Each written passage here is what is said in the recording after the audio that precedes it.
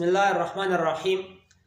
د الله عزوجل هغه نوم مبارک د کوم په ذریعه چې الله عزوجل هر دعا دا قبلې او هغې ته اسم اعظم ویلی شي.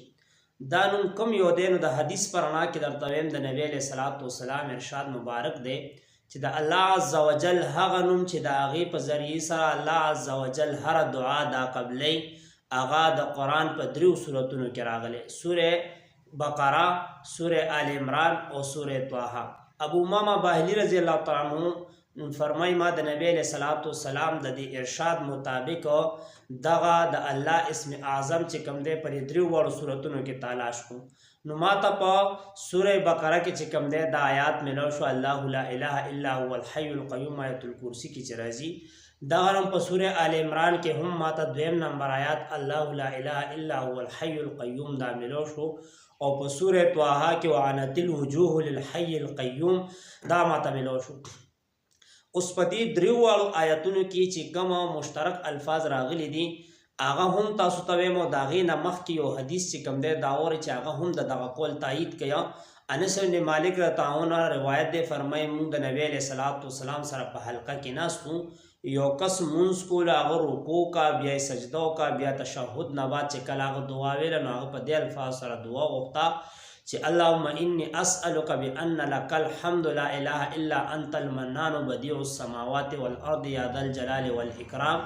یا حی یا قیوم انی اسألک.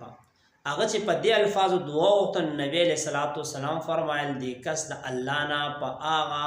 نوم سره سوال وکړو چې کوم د هغه اسم اعظم دی او په هغې سره الله عز وجل هره دعا چې کوم دی دا قبلوي. اوس په دغه درې واړو آیتونو کې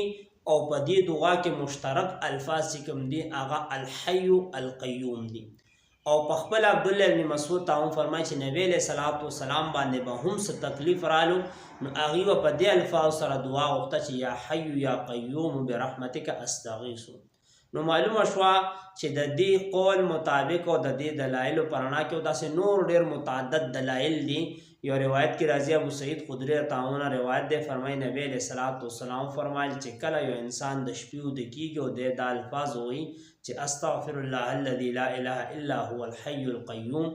نو د ده ټول ګناهونه الله عز وجل معاف کوي اگر چې د سمندر د ژب عمره وي. نو په دې ټولو کې یا حی یا قیوم راغلی. یا حی یا قیوم چې کوم دی دا زبردست تاثیر والا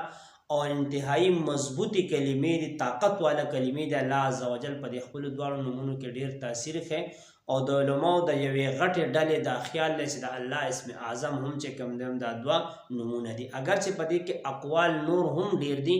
خو دغه هغه مطلب قول دی چې ډېرو علماو راغستی دی او ډېر علما چې کوم دی په خپله نبی صلات وسلام هم او اکثر بزرګان او مشایخ چې کوم دی په خپلو دعاګانو کې دا د دې الفاظو استعمال دا ډېر کړی. نو موږ او تاسو هم